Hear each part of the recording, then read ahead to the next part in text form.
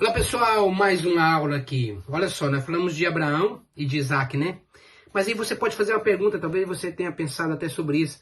Pastor, só fala que toda pessoa precisa de ser... Abraão era um primogênito e não nota também que foi resgatado.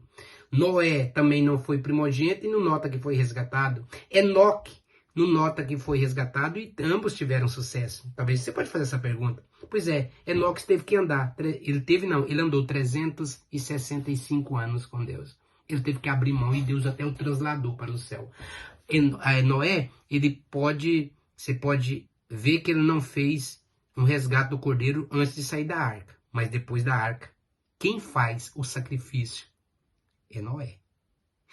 Toda vez que Deus encontrava com Abraão, Abraão fazia um sacrifício. E você vai dizer que ele não resgatou?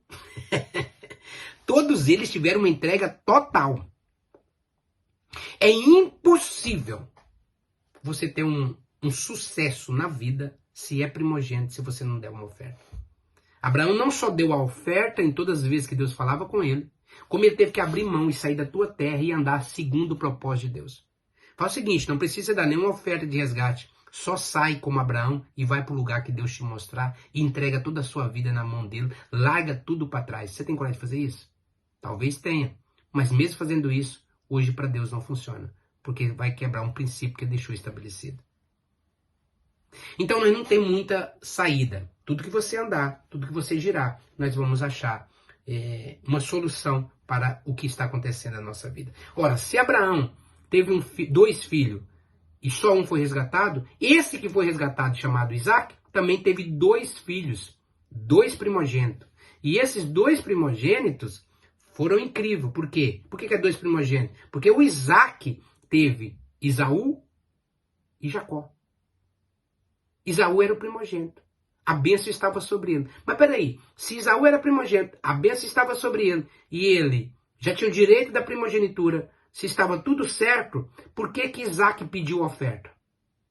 Vá, mate uma caça e traga, alegre o meu coração para que eu te abençoe. Se Isaac sabia que a bênção era de Esaú, era só ele ter abençoado. Mas não é isso que ele faz. Ele disse, para eu te abençoar, o meu coração tem que estar alegre. Porque não há nenhuma bênção sem um coração alegre. O coração precisa estar alegre para que você possa abençoar alguém. Então, a mãe ouve isso, dizendo, olha, hoje é o dia da bênção, e o pai pediu para trazer uma caça, então faz o seguinte, vai lá e pega dois cabritos, mata esses dois cabritos, mata esses dois cordeirinhos, traga aqui esses dois cordeiros, eu vou fazer a comida que seu pai quer, para que ele te abençoe. E aí você vai ver toda a história, que o filho chega, então engana o pai, não engana o irmão, e ele então é abençoado no lugar do irmão. E quando ele é abençoado no lugar do irmão, a Bíblia diz que o irmão faz uma promessa, dizendo para ele, quando meu pai morrer eu te mato. Agora, que bênção é tão poderosa essa, que um estava disposto a enganar, fugir, e o outro estava disposto a matar por causa dessa bênção. É a bênção da primogenitura. Mas só que Isaac chegou primeiro e resgatou com dois cordeiros. Precisava só de um, mas ele colocou uma unção dobrada. Ele resgatou duas primogenituras. Só que quando o irmão dele chega depois, o pai vai dizer, então, pai, você não tem nenhuma bênção para mim? Ele falou, seu irmão veio primeiro e abençoou. Porque o coração dele estremeceu, então já não tinha mais alegria. Não tendo alegria, não tem bênção.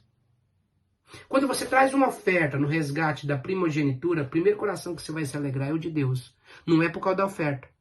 Porque Deus está se lixando por oferta, não está nem aí por oferta. Por quê? Está escrito em Salmos. Por acaso se eu quisesse boi eu não comeria? Por acaso não foi eu que fiz o boi? Por acaso eu como carne e bebo sangue? Quando você traz a oferta a Deus, ele se alegra, porque você está cumprindo um princípio que ele deixou estabelecido. E se esse princípio ele deixou estabelecido, ele ama aquele que dá e dá com alegria. Aí a pessoa diz, não, cada um dá segundo o que propôs no coração. Se fosse assim, ele amava o que Caim deu. Ele também amava o que Ananias e Safira deu. Porque eles se puseram no coração fazer da maneira dele. Então o texto não é esse. É cada um contribui o proposto, ou seja, o que Deus propôs, não o que você propõe. E aí Deus ama aquele que dá com alegria o que ele propôs. O que ele propôs, se você faz com alegria, Deus ama. Deus amou Abraão porque Abraão fez. Fez com tristeza, chorou, não importa. Lá está escrito o seguinte, ó, que ele creu que da cinza poderia levantar Isaac. Isaac deitou porque creu, porque saberia que Deus providenciaria o cordeiro. Isaac agora tem 2 filhos, e esses 2 filhos, ambos vão correr atrás da primogenitura. Só que um desprezou o que Deus deu. Quando você não resgata a sua primogenitura, você está desprezando o que Deus te deu. Você está dizendo assim, isso para mim não vale nada. Isso está sendo um espírito de Saul sobre a vida de muitas pessoas. Uns têm a unção de Adão, que dá ouvido a Satanás. Outros têm a unção de Caim, que faz as coisas de qualquer maneira. Outros têm uma unção de Ismael, que é fruto da carne. Outros têm uma unção de Esaú, que vai virar Edom, que vai ignorar o que Deus deu. E outros vai ter uma unção terrível, que é uma unção de Rúben, que deita na cama do pai. Olha que interessante, que se Isaac foi resgatado, teve 2 filhos e Jacó resgatou, Jacó também tem um filho. E esse filho chama José. Agora, cada tribo ele tem uma cor. Você pode ver que a bandeira de cada tribo é uma cor. Aí a Bíblia diz que Jacó fez uma túnica para José de várias cores. Porque estava dizendo, ele vai governar sobre eles. E ele então vai lá onde estão os irmãos. E quando chega no lugar que estão os irmãos matam um cordeiro. Pega o sangue e enrola na capa. Nessa hora ele é resgatado. Envia ele para o Egito. O cordeiro morreu no lugar dele. Se o cordeiro não morre no lugar dele, ele teria morrido. E esse cordeiro não era para salvação, era um cordeiro de livramento e de prosperidade de governo. O que morreu para o lugar de Isaac foi para Isaac governar. O que morreu no lugar de Jacó foi para Jacó governar. E o que morreu no lugar de José foi para José governar. O resgate de José foi tão forte que José não tem tribo, não faz parte da tribo. Ele foi resgatado e foi dado o direito de governar. Tem primogênito que você quer que ele seja pastor, que ele seja dono de uma tribuzinha. E Deus quer pôr ele um empresário. Mas como ele não foi resgatado, ele não é nem empresário e nem é da tribo. Porque está no lugar errado, ele está em Canaã, mas ele tem que ir para o Egito. Egito é mundo, pastor. Pois é, mas se governa no mundo. No meio dos negócios do mundo. Não é de mundo de pecado, mas é mundo de negócio.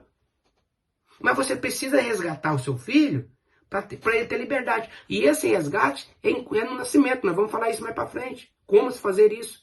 Mas agora já está há anos. Então pega cada dia, cada ano, como se fosse um dia. Se o seu filho tem 30 dias, 30 anos, então está com 30 dias de nascido. Faz um ato profético e resgata. Tem tempo, porque ainda tá vivo. Hoje os filhos estão perdidos, estão... pastor, é só porque não deu oferta? Não! Eu estou te respondendo já a pergunta. É porque não colocou as tarefas básicas que precisaria. Por exemplo, para você ter uma vida de sucesso, você tem que andar com seu filho, você tem que conversar com seu filho, você tem que passear com seu filho, passar tempo de qualidade com seu filho, certo? Mas antes disso tudo, com 40 dias, tinha que ter dado uma oferta. Então, a oferta é o ponto de partida. E antes da oferta, ainda lá, né? Teria o casal de pombinho, uma oferta pequenininha. Depois trazia o cordeiro. Então, mas isso não é feito. Então hoje está do jeito que está, não é porque não deu oferta. Não, é porque não fez o que está estabelecido na Bíblia. Não é só por causa da oferta. É porque não deu oferta, é porque não orou, é porque não pôs Bíblia, é porque não andou. Então é um conjunto de coisas que deu o resultado que está com seus filhos hoje, com a sua família, com a sua esposa. É um conjunto. A casa não é feita só de tijolo. A casa não é feita só de telha. A casa é feita de um conjunto de material. Para edificar uma casa é um conjunto. Então precisa de oração, de jejum, de proclamação da palavra, de oferta, precisa de santificação, você precisa de resgatar. Muita coisa está envolvida na construção da casa. Quem está cheio de argumento é que não tem o que falar e quer se justificar os seus erros. Aí começa esse argumento todo. Então, se Isaac foi resgatado, Jacó foi resgatado, José foi resgatado. Quando chegou em José, ele teve um filho, e o filho chamava Manassés. Manassés significa esquecimento. Agora tem outra unção aí de primogênito, tem primogênito que é esquecido. Quer ver um detalhe? Moisés teve um filho, e esse filho chamava Gerson. Gerson significa banido, peregrino. É a unção de alguns primogênitos, que está banido e peregrino. Não se nota que eles foram resgatados. Tem muitas coisas na Bíblia que, mesmo os homens de Deus, não colocaram os princípios de Deus em prática. Então, não teve sucesso. Aí você vai dizer assim, eu faço uma pergunta, você já viu um judeu pobre? Com certeza você vai dizer, não. Não viu porque não procurou. E não foi em Israel. Eu vi. Eu já dei esmola para judeu. Mas como assim? Não basta você ser judeu. Não basta ser um Moisés. Não basta ser um Davi. Não basta ser um Josué. Basta colocar em prática o que Deus pôs estabelecido. Ainda que você seja judeu e não coloque em prática o que Deus deixou estabelecido, você vai ser pobre. Ainda que você seja ímpio e coloque o que Deus deixou estabelecido, você será rico.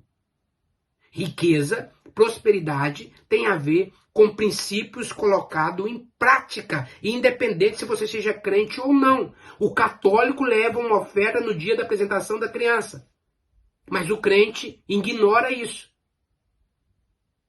Então, preste atenção. Os filhos dos judeus são prósperos. Por que são prósperos? Porque princípio estabelecido com Deus, de ler a Torá todos os dias. A mãe lê a Torá, o pai lê a Torá e explica. Mas antes disso, ele deu uma oferta de resgate para a primogenitura ou de santificação. Tem muitos judeus que não fizeram isso. E os filhos já morreram e estão perdidos. Mas tem muitos judeus que estão próximos, porque colocou o princípio estabelecido.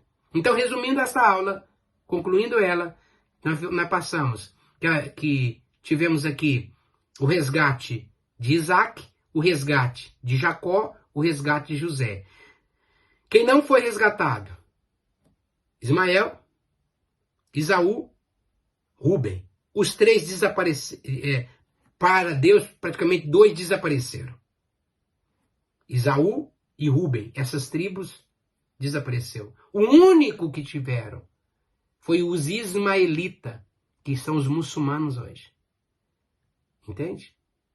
Por quê? Porque não foram resgatados. Mas vai ser, no nome de Jesus.